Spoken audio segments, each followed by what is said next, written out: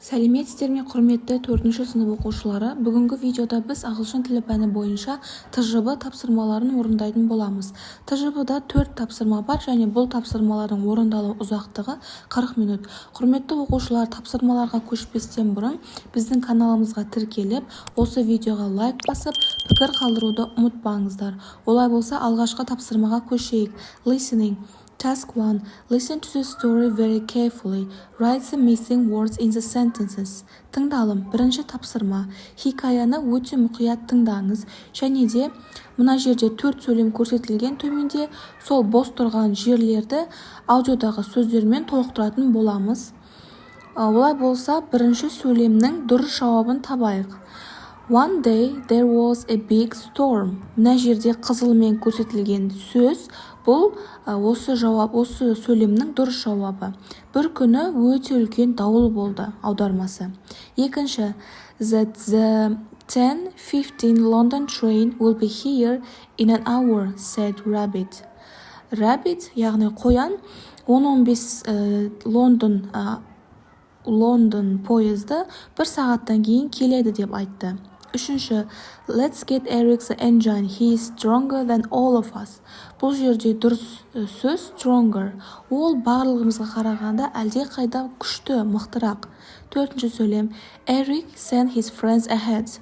Эрик өзінің достарын өзінен бұрын жіберді. Құрметті оқушылар, осы аудионың мына жерде транскриптін көрсетіп қойдым.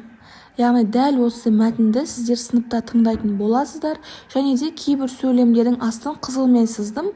Бұл қызылмен сызылған сөйлемдер жаңағы берілген 4 сөйлемнің дұрыс жауаптары.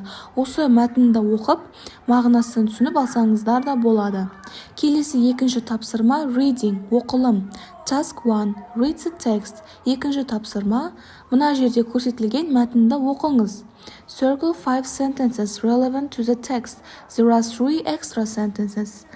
Осы мына жерде төменде 1-ден 8-ге дейін 8 сөйлем көрсетілген. Осы 8 сөйлемнің ішінен жоғарыдағы мәтінге қатысты 5 сөйлемді домалақтаңыз дейді. Және де бұл жердегі 3 сөйлем мәтінге қатысы жоқ, жай ғана артық сөйлемдер.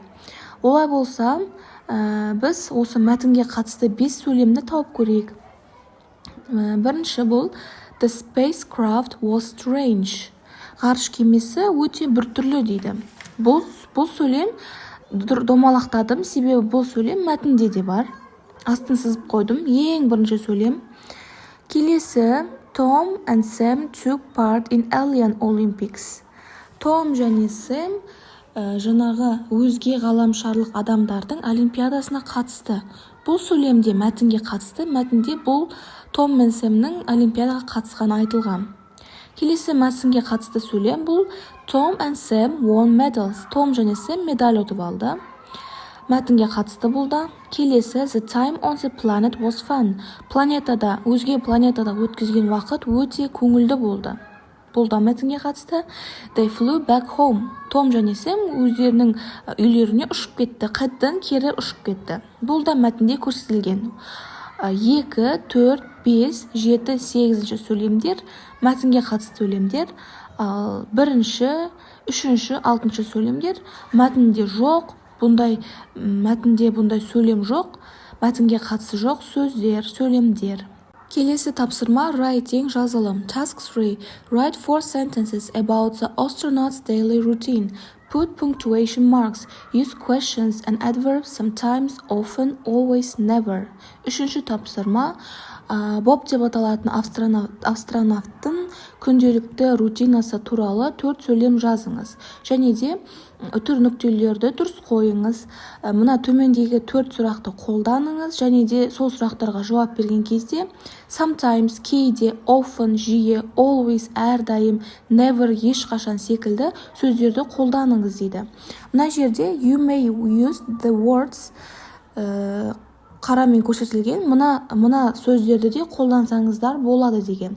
Бірінші сөз бұл do exercises, жаттығу жасау, make an experiment, эксперимент жасау, fix things, заттарды жөндеу, go on a spacewalk, ашық ғарыш кеңістігіне шығу, watch the planets, басқа планеталарды қарау, talk to a friend, достармен сөйлесу, sometimes кейде, often жиі, always әрдайым, never ешқашан, well жақсы, badly нашар, slowly жылдам, quickly тез. Slowly бұл баяу, quickly бұл тез. Осы сөздерді қолдануымыз керек. Міне мына суреттерге қарап та төбеде көрсетілген 4 сұраққа жауап берсек болады. Олай болса, бірінші сұраққа мен былай деп жауап бердім. What does Bob always have to do in the morning? Боб таңертең әрдайым не істеу керек? Күнде таңертең не істеу қажет? Бұл сұраққа былай деп жауап берсек болады. Bob always has to do exercises in the morning. Боб күнде таңертең жаттығулар жасауға міндетті. Келесі екінші сұрақ. What does he sometimes do in the afternoon and at night? Боб ол кейде түсте және түнде кейде не жасайды? Bob sometimes watches films or TV programs in the afternoon and at night. Боб кейде түнде немесе түсте фильмдер көреді, немесе телевизор программаларын, бағдарламаларын көреді. Үшінші сұрақ. What does Bob often like to do in space? Бобқа осы ғарышта жиі не ұнайды, не жасаған ұнайды? Bob often likes to go on a spacewalk and watch the other planets.